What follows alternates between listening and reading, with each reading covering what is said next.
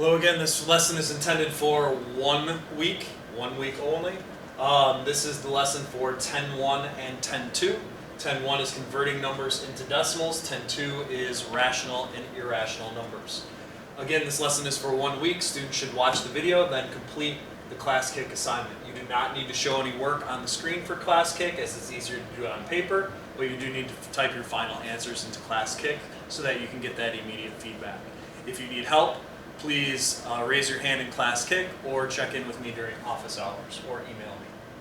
So 10.1, looking at converting numbers into decimals. Sometimes you're going to be given repeating decimals. The repeating decimal you can tell by having the little bar over the numbers. Whatever numbers are underneath that bar are the numbers that repeat.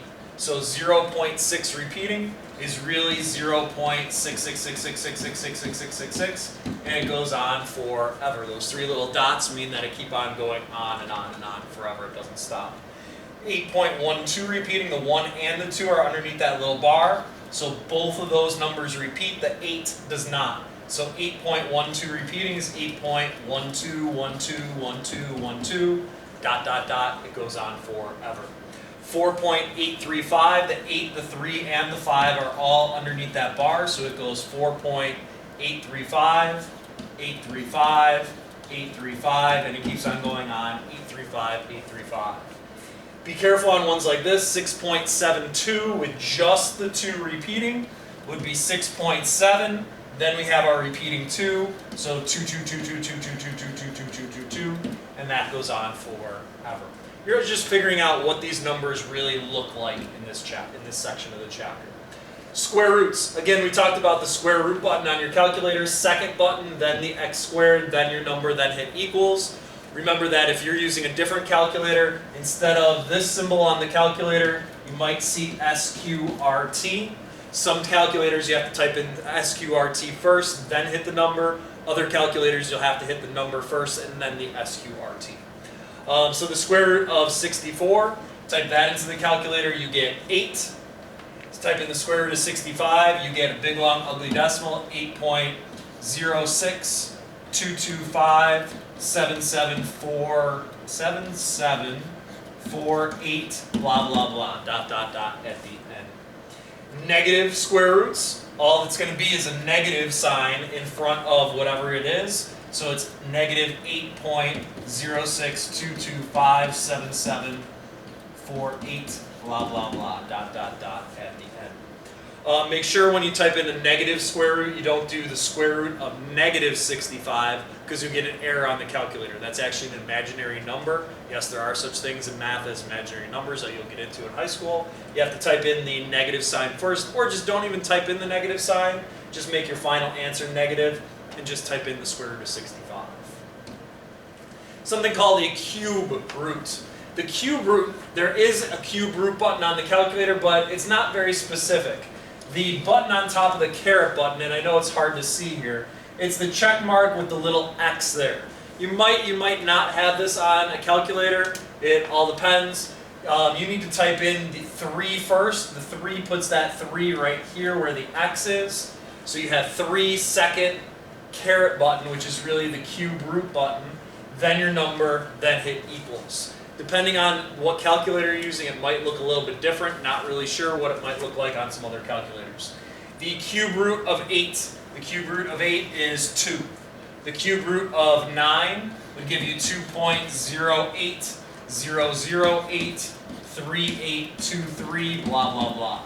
Again, some calculators might have that cube root button, some might not. You might see an X there. In that case, you got to put a 3 in for the X. Different calculators work different ways.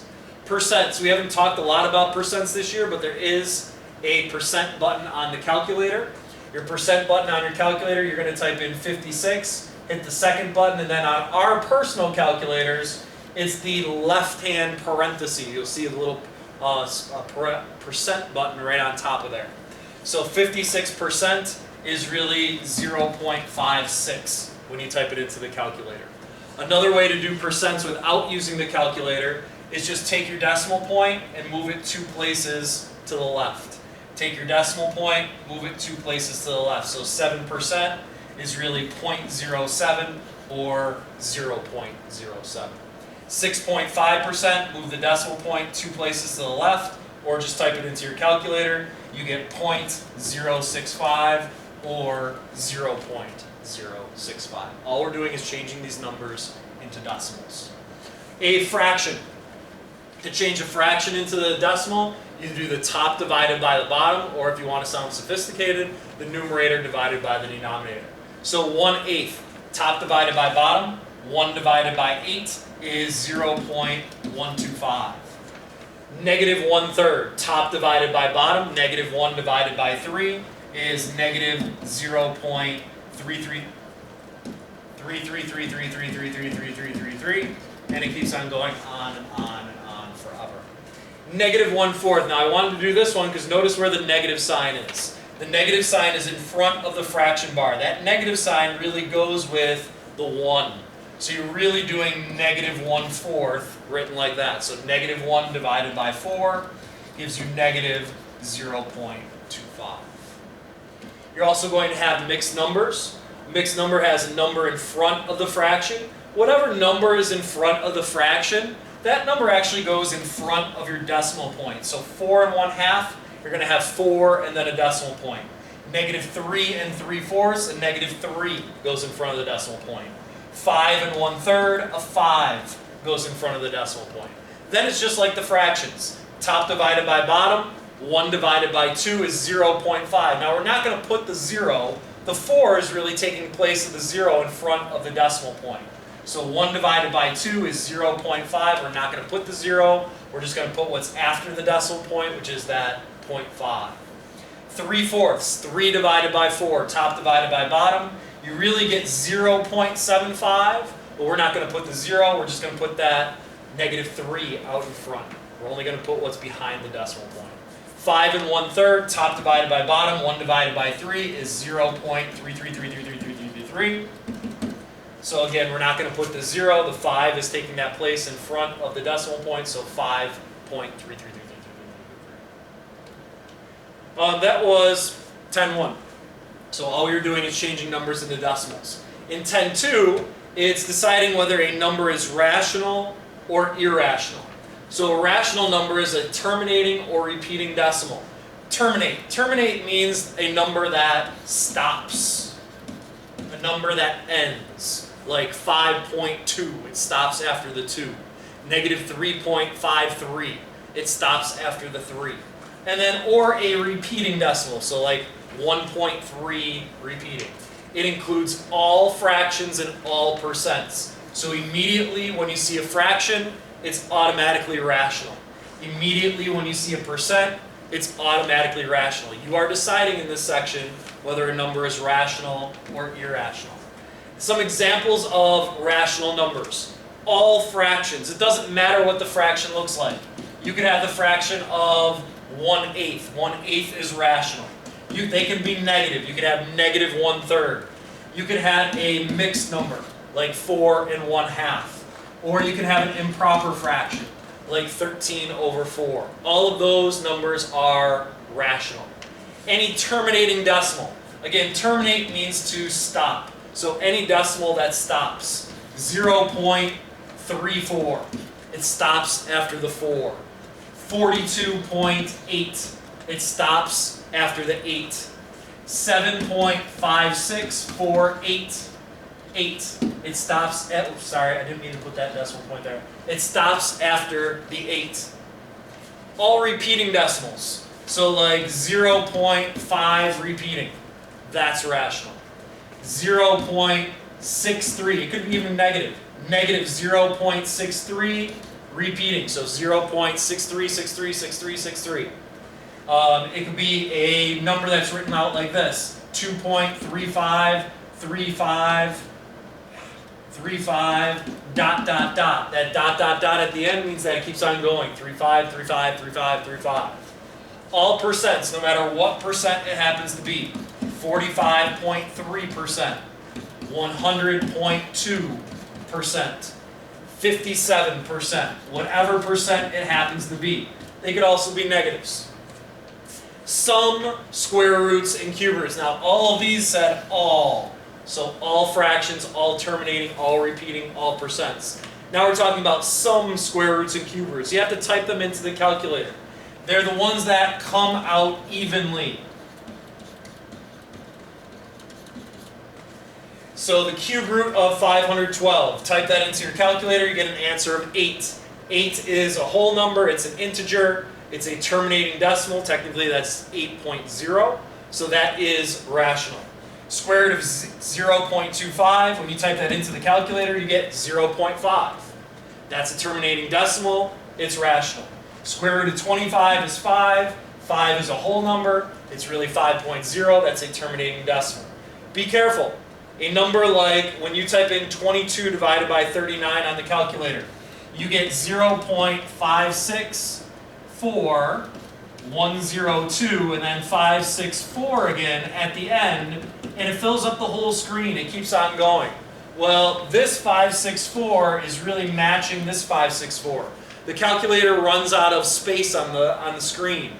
So if you start seeing a pattern, that really is repeating. So that is rational, because it keeps on going 564, 102, 564, 102, 564, 102. Some examples of irrational numbers. An irrational number is a non-terminating, non-repeating. Well, if terminating means that it stops, non-terminating means that it doesn't stop. It keeps on going, on forever and ever and ever. Non-repeating means that it doesn't repeat. You can't use a repeating sign, but it ends in a ...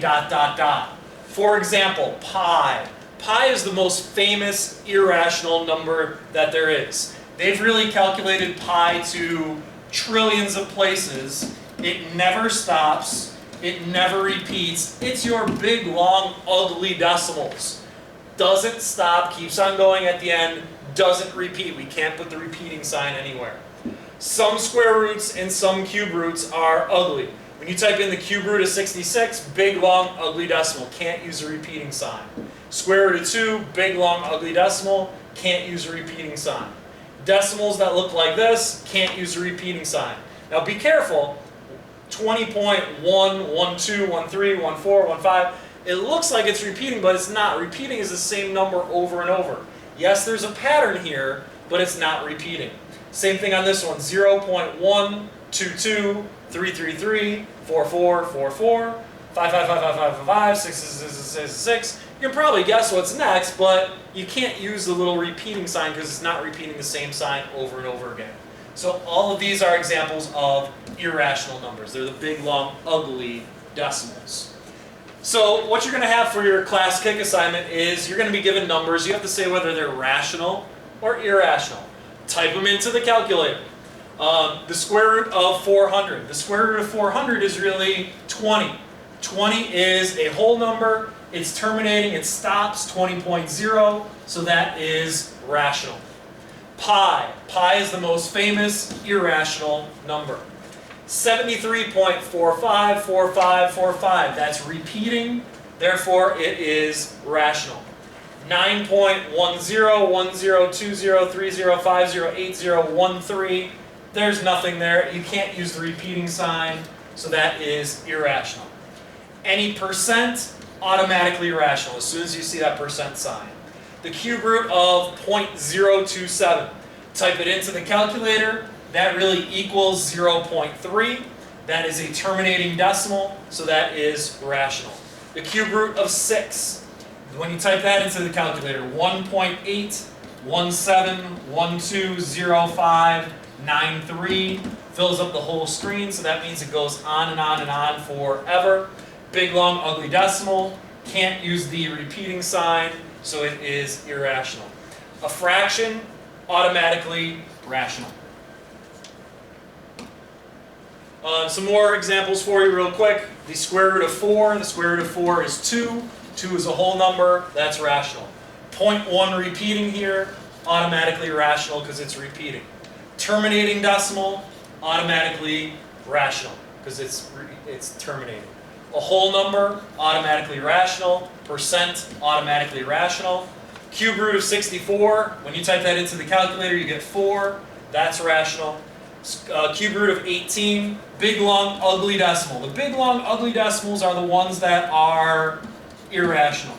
You get this big, long, ugly decimal, fills up the whole screen. You can't use a repeating sign, so therefore it is irrational. Fraction, automatically irrational. And another big, long, ugly decimal, can't use the repeating sign, so that is irrational. Again, this was for sections 10.1 and 10.2. Go ahead and do your class kick assignment. If you need help, please ask.